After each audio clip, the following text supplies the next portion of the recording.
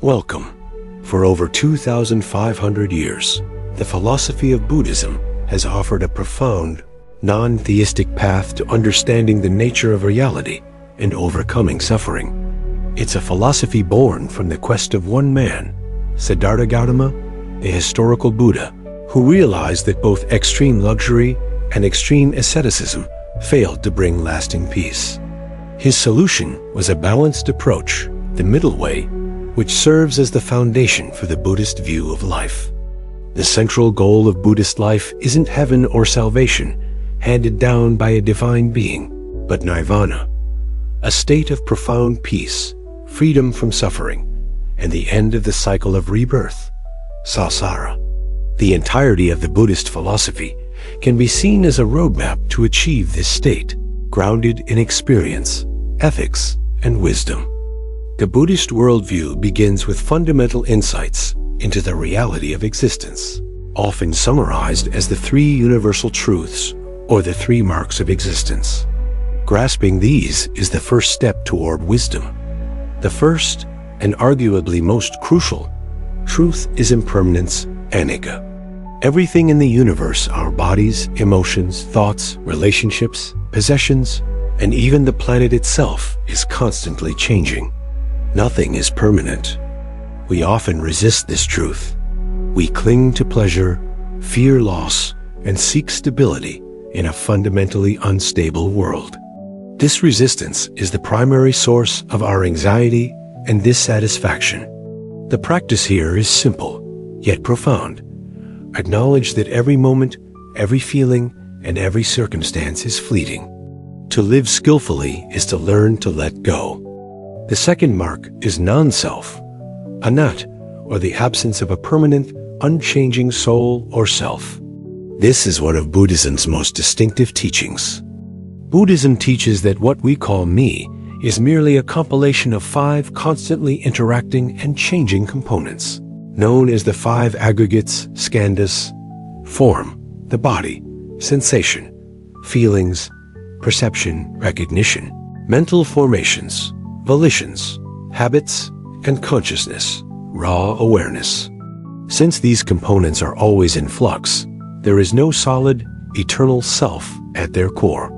The idea of a fixed self is an illusion, and clinging to this illusion creates ego-driven suffering. The third mark is suffering or unsatisfactoriness, dukkha. This term is often mistranslated as just suffering. A more accurate sense of dukkha is incapable of satisfying or dis-ease. It means life, when viewed through the lens of impermanence and non-self, is inherently unsatisfying. Dukkha manifests in three ways: ordinary suffering, physical and mental pain, birth, sickness, aging, death; suffering due to change, the pain of losing what we love, or the inevitable end of happiness; suffering of conditioned states, the deep-seated anxiety that comes from the constant, unstable nature of the five aggregates, the very components of existence; the Four Noble Truths, the essence of the Dharma. Shifting to the central doctrine, the most critical part of the philosophy. The three marks of existence provide the context for the Four Noble Truths, the spiritual framework taught by the Buddha in his first sermon. They form a logical, medical-style model: the identification of a disease, its cause, the possibility of a cure, and the prescription for treatment. The first noble truth, the truth of suffering, dukkha. We have already explored this. It is the recognition that human life, with its inevitable contact with loss, pain, and impermanence, is inherently marked by dissatisfaction. The second noble truth, the truth of the origin of suffering, samudaya. The cause of dukkha is craving, tan, which stems from ignorance of the truth of impermanence and non-self. Craving is a deep-seated thirst for things to be other than they are. This craving takes three forms: craving for sensual pleasure, desire for enjoyable sights, sounds, tastes, etc. Craving for existence, becoming, the urge to be, to achieve, to continue in life. Craving for non-existence, non-becoming. The desire to escape pain or annihilate what is unpleasant, self-hatred, self-harm, suicidal thoughts. It is our attachment to craving, not the world itself, that binds us to suffering. The third noble truth, the truth of the cessation of suffering, nirvana. The good news, suffering can end. The cessation of suffering is achieved by the complete cessation of craving and attachment. This is nirvana, the extinguishing of the three fires of greed, hatred, and delusion. It is not an eternal paradise, but a profound, unconditioned state of liberation attained in this very life. The fourth noble truth, the truth of the path to the cessation of suffering, magga.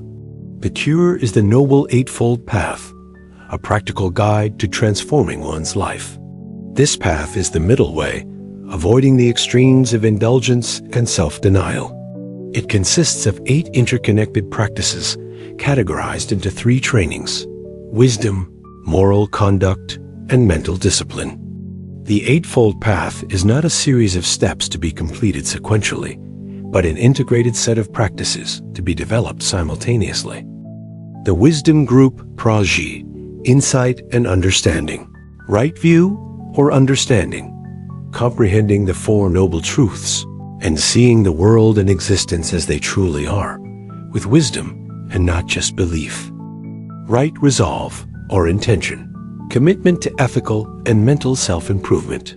It means intending renunciation, goodwill, and non-harm toward all beings. Right speech, abstaining from lying, divisive speech, gossip, abusive language, and idle chatter. Speaking truthfully, kindly, and usefully. Right action, abstaining from actions that harm others, chiefly killing, stealing, and sexual misconduct. Right livelihood, earning a living in a way that does not cause harm to others. Avoiding professions like trading in weapons, meat, intoxicants, or living beings. Right effort, the persistent exertion to abandon unwholesome states of mind, greed, hatred, delusion, and to cultivate and maintain wholesome states, generosity, compassion, wisdom. Right mindfulness, the practice of present moment, non-judgmental awareness of the body, feelings, mind, and mental objects. This is the foundation of modern mindfulness practice. Right concentration, developing deep mental focus and stability, typically through meditation, samadhi, to achieve the insight necessary for liberation. The philosophy is framed within the context of karma and rebirth, samsara. Karma is the law of cause and effect, where volitional actions rooted in intention, whether good or bad, create corresponding consequences for the future. Crucially, it's the intention, not just the action, that counts. Ethical living, right action, speech, livelihood is essential because skillful intentions plant seeds for positive future experience. Rebirth is the process by which karma propels consciousness through samsara, the endless cycle of life, death, and re-becoming. Unlike many other traditions, Buddhism denies the existence of a permanent soul, Tatman, that transmigrates. Instead, it's often compared to a flame lighting another flame. The new life is causally linked to the old one by its karma, but no permanent entity has moved between them. The goal of the practice is to generate the wisdom necessary to stop this causal chain of rebirth entirely, to reach nirvana. The path culminates in liberation. The experience of nirvana means seeing reality perfectly, as it is impermanent and non-self, which utterly removes the fuel, craving ignorance for suffering. This journey is not just for the individual. While the Theravada tradition emphasizes the arhat, one who achieves individual enlightenment, the Mahayana tradition holds the ideal of the bodhisattva, an awakened being who postpones their own final nirvana to compassionately assist all other sentient beings in achieving liberation. This highlights a critical Buddhist value: compassion, karuna, and loving kindness, metta. True enlightenment is inseparable from the deep desire for all beings to be free from suffering. In summary, the Buddhist philosophy of life is a system of self-reliance, ethical living, and mental development. It calls us to examine our own minds, understand the fundamental impermanence of existence, and practice the Noble Eightfold Path to extinguish the fire of craving, bringing about a life of profound clarity, wisdom, and boundless compassion.